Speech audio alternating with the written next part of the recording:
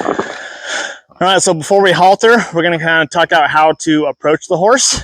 There are wrong ways and right ways to approach the horse. A lot of what I'm going to be talking about is going to be pretty straightforward and just your generalized trained horse. You can treat things a little bit different if you are training a horse starting from scratch. But the first thing I want to do is I want to make sure I'm approaching the horse correctly. I don't want to approach it in a way that may be intimidating, that may warrant the horse to feel like he needs to walk away, feel trapped, anything like that. So the first thing I'm going to focus on is actually the drive line of my horse. So the drive line is what we call, it's an imaginary line that basically goes from your horse's withers down through its girth. Okay, this is what in the horse's mind that they view as the center of their body. That is kind of, the center of gravity is kind of right in here somewhere. Every horse is a little bit different, but right about in that location. Walking towards, because to a horse is kind of like a deer in the headlights. If I am walking towards it, it's kind of like I'm walking right towards a person. If I'm kind of walking behind him or walking in front of the horse, he may be able to feel like he's got an escape and get away. So when I'm approaching a horse out in the pasture, in the pen, I'm always walking towards that drive line. So on a normal horse, that's not going to stand here and be used as a lesson horse all the time. A lot of times if I walk straight towards his head, he's going to feel like he's being kind of attacked or kind of in a weary situation. And a lot of times they might back up or turn around and go the other way. If I'm walking towards their rear end, okay, they're going to feel like they're kind of open. They can walk away, go that direction, where if I'm walking towards a horse's drive line, I'm going to feel like they're kind of stuck, they're trapped. Right? If my horse takes a step forward, I can take a step forward. If they take a step back, I can take a step back. But I'm approaching that drive line to my horse, right up to him. Okay, and then that's when I'm going to pet my horse. Okay, I want to make sure when I'm approaching my horse, I'm doing it confidently. I'm doing it. I'm being assertive, but I don't want to be aggressive about it. All right, if I'm timid, if I'm kind of scared going towards my horse, all right, that horse is going to kind of read some of those actions, some of those emotions, and he might become timid, maybe scared or whatever. Because if he looks at me and he says, hey, they're scared of something, I'm probably looking around and I need to be scared of it too. So when I approach him, I need to be confident, be assertive, but I also don't want to be approaching my horse real fast, right, and aggressive like, because then it's going to potentially scare them as well. Okay. So I'm coming up to my horse, going to pet him. All right, let them know I'm here, and then I'm going to take my halter and my lead rope. Okay, the first thing I'm going to do is take my lead rope and go over my horse's neck. All right, once they're caught like that. All right, from here, if they decide to walk away, want to walk away from me, whatever, I have the lead rope around them. They're caught before I put this halter on. All right, the halter, there's a couple of different styles. This is the style I like to teach with. I like to have new riders work with because it's the harder one to learn. And so therefore, I want to teach the harder stuff so that way you know how the easy stuff works. Pretty straightforward. We'll talk about it more in the barn. So put the halter on. I'm going to take off, untie the knot. Okay, I've got the tail, I've got the loop, and then I've got the noseband in my hand. All right.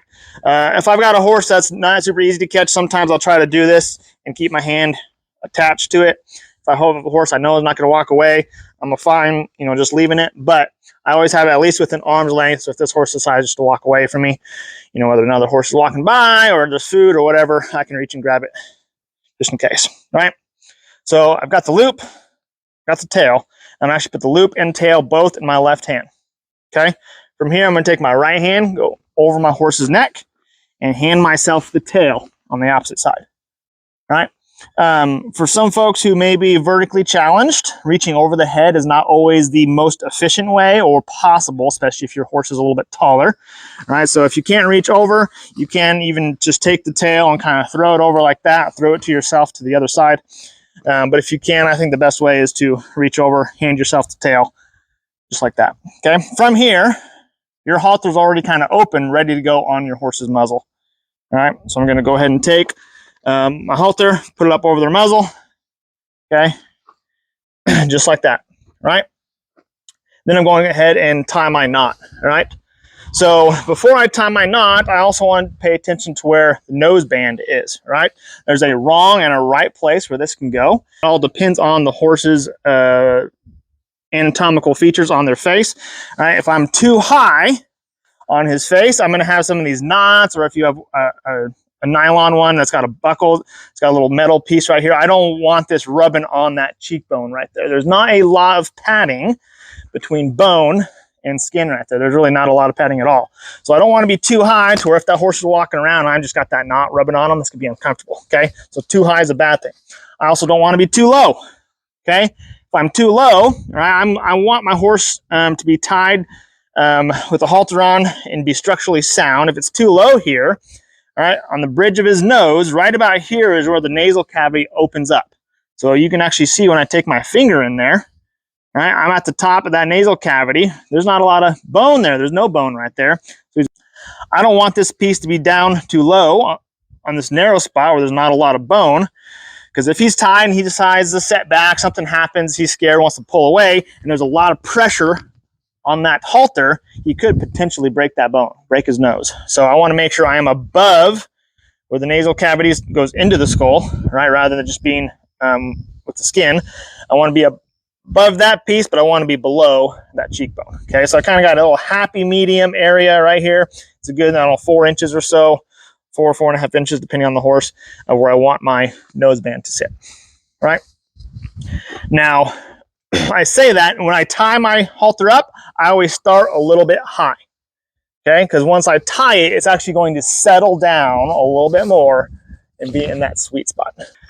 This knot's really simple. It's really easy. A lot of people get it wrong, even some professionals in the horse world. But there's a wrong and a right way to tie it, and that is primarily to prevent this knot from being totally locked up. If it gets super tight, the horse sets back, pulls on the halter really tight. I don't want it to be so hard I can't get it undone, especially if I end up being in an emergency situation. I want to be able to get this knot untied. All right, so I'm going to take my tail.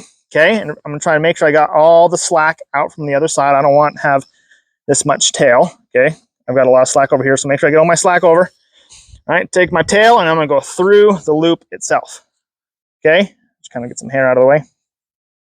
And again, I'm going to start too high on the halter. It's going to look like it's on his cheekbone, but once I tie it and it settles down, it'll be the right spot. So going through the loop. All right, now from here, I'm going to take my tail, go behind the loop. Okay, just like that, and then come around underneath that little hole I made, that loop I made, and pull it tight. Just like that. Okay, from there, the knot's tight. Now it's settled down. You can see on his nose, right? I'm not touching that cheekbone. I'm above the nasal cavity. I'm in that sweet spot. That's where I want to be.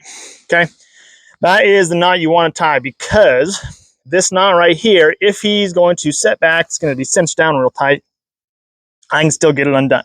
So I like to show I can come in here and tighten this down myself really tight, and obviously if he pulls back, it's going to get much tighter than that. But that's pretty tightly done.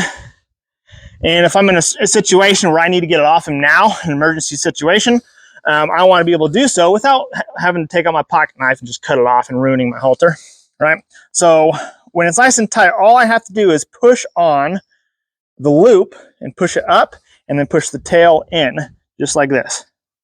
Okay, and then I've got a loose knot. That way I can then take it apart. Okay?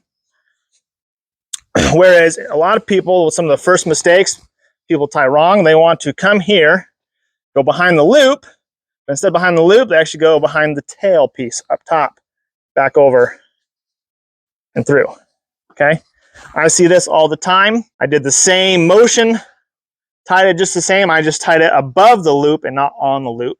From here, if this were to get tight, I've had this happen. It gets so tight that it locks down, especially if it's got a little bit of dirt in it. It's an older halter. It'll seize up and you cannot get it untied in an emergency situation. All right. So make sure when you tie it, you actually come through, go behind the loop, through the loop here, and tighten down. I want my knot to be tightened down on the loop itself. So now I've got the halter on, tied properly. I got the halter on a correct spot on my horse, so it's comfortable, not going to be causing any pain there. I want to talk about how we carry the lead rope. right? It seems straightforward and like I'm nitpicking, but it can be important, especially for safety reasons. A lot of folks will kind of just loop it around, carry it like that. Okay, you see that in all the Hollywood movies. What I don't like about this, if I'm walking along not paying attention, dog runs in front, cat moves, something happens, the horse jerks back real fast just out of a response, okay, ends up pulling this back. A, rope burn. B, I might get a finger locked in there and could potentially lose a finger. That seems like overkill, but it has happened to lots of folks before. So you never really want to do loops, okay? Loops are not beneficial. You want to do folds. Okay, when you fold it like that, I don't have any fingers or anything locked in. So if this horse does the same thing, dog runs by or whatever, and it pulls real fast, worst case scenario, I'm getting rope burn. Okay, I don't want anything wrapped around. Okay, I've seen people, have their horse walking around, loop it around their shoulder. I've heard of people, tearing their rotator cuffs and damaging a lot of stuff in their shoulder because it's wrapped around. The horse sets back real hard. I definitely don't want to see wrapped around their neck, around their body. Okay, that's just being irresponsible and can cause some serious damage if something goes wrong. Now, on a good trained horse that's been desensitized a lot, those likelihoods are less and less, but you just never know. I always want to be on the safe side. All right, we talked about how to carry the lead rope. Next is how we walk our horse. A lot of new beginner horse people always want to grab the horse and pull them around just like that. Okay? All right. What that does to my horse is they're not a big fan of that. You can see her reaction to it. She wasn't a huge fan. Okay? I always like to equate grabbing here like grabbing someone's collar. Okay? If you go up to your buddy and you just grab their collar like, hey, let's go to let's go this way. All right? They're not going to like it. Versus if I just turn and walk, holding on to the lead rope, it's kind of like holding someone's hand and gently guiding them where they want to be instead of grabbing their collar. So hold your lead rope correctly. All you got to do is just turn where you want to go, walk. If you need to, give a little bit of tug on your lead rope. Pull until they start moving. You don't want to just keep constant pressure pulling on them. So if you turn and they don't step with you, just hold pressure. As soon as they take a step, release and keep walking. Okay, so I'm just going to turn, a little bit of tug, and walk.